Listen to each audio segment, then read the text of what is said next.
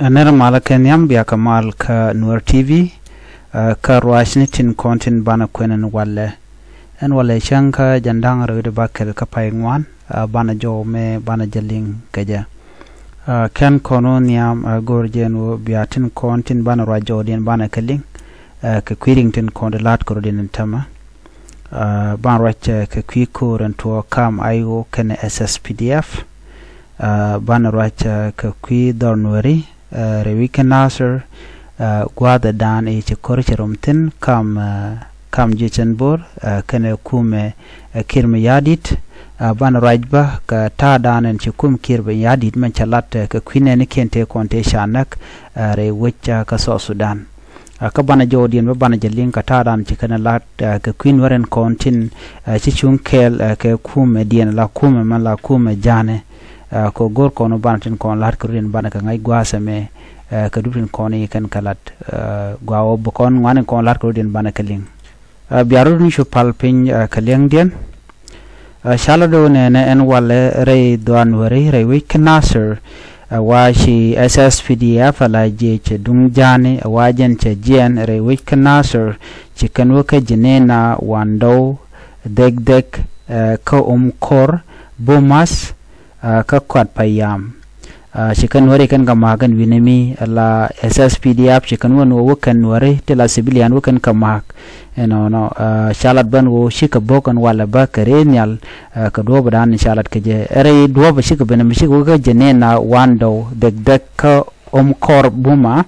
shalado nena washi jechen bor ka joj ka juñ madira long ka shaka nak chata ka mai te shokwal bakal ke won yam te sha jaka ka kane den konte la jang den kono shiwono no de kan won yam wo kan re doan wore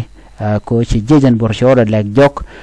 wajen dan cikan laden walle ka tara ngen ki jen en go de kan wore doan wore wo kan na du kan kep ko bom ke wo kan na wo kan kanak cikan do be dana sha ka ban re wi kan nasir ke cikan la bai lo gor kan wo ke won yam an tam ci jejen bor che ne de kontila jenni SSPDF che kanak an walle re wi che kan nasir gwada cikan on ge jen wo de kan don wore de kan mak kajawan inshallah te wude me en wude gui kontur de me jan inshallah Martin Elia Lumuro jan Ramkel kanite konti la roch jan minister ka Sudan cabinet no jan Ramadan en la roini la kala de ka kui kuma ka ki ka kui malka jan te ka jom chalat gwasa me ka report mu chetup re wicha ka Sudan en walle ka shanga jandang rawid bakel ka payeng waron kina dang rawid jandang rawid di shela do ne jani shadi ni ti chop ko kudang wan shakanek jechen bor de ni to kudang wan to ke jini te konte che chanak rikur kanasir ka wi yara di gwade che korme che rumtin ni ka gwase dan ka tuk pai doge dan me che korme che rum chala do no sinetin kon ngi kono me dan me ko me cherum go pairo pay dok chu togan no si kume dung SSPDF shikono no de ka randi ne shalke majur dak general majur dak e che gagre torbiel kenin dang wan no de ken evacuate ka ted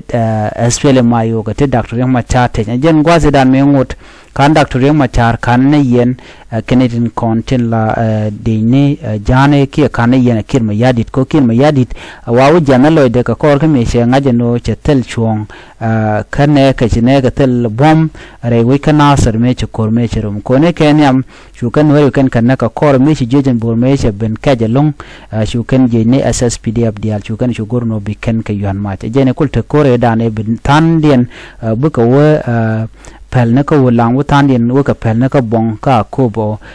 ka lo nuer ka kujemi shu kan dia le shu ka wunyo ko manang ka renyal nang ka rewe ke juba ka gwaze dane de general major dak de je kule de evacuate ke de je wo jere we kan nasir wa me chire nyal me che ben kenyam wachu tana chu kan nga shangro din me ben wate ne ti shagul ban pin te kan ben gwade dan e nang ka jeral maju dakten wa ben na gwade mo chu kan ma chu kan chu dwa renyal kel ke jen maju dak wa gwade mo chu ko nyo mu to ko nyok kam jechen bor ken SSPD mte ko ne ya ban pinya general majuda kan gwadmo chwa general majuda chwa je chu nak kadar kwai kene ko naga menaga SSPDF ki naga jechen bor kana ngajan gwadmo bat ka claim dana chala de jechen bor kene wudo me na ka je crossfire chet ka men cha led UN mijel helicopter dung mala medan men me cha je nak bon gwadmo wa ka de men wi je ko ne ka do be dan chala ka je antama mishi kume SSPD cha chubre weka nasara gwade dane shalinga no shuden shalke Paul nang meni wood me mishalke Johnson ulun ka kwarko kien me shi bre weka nasara wachi woka wi yara du shu kan shotung wana long shu kan ko jekpin tene mo shili wala de nikende ne SSPD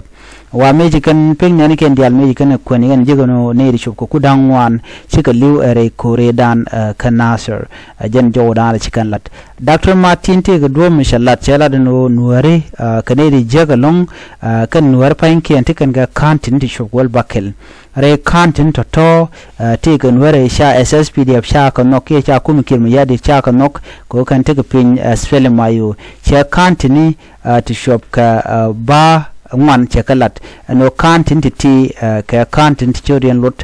ke chi SSPD che deutin ka jodan che kwen anyok jen che kum SPL mayo che je chega ka ba anu de men wo ken tiken ga tetkal yayi dane shi tuok no ala kum SPL mayo che roda ga ke che roda ga ka tin kon lat ko rodien ko jen la je ya cha ka ken wo jen ti ke titin kaneden content chal ke jichen bur kaneden content lat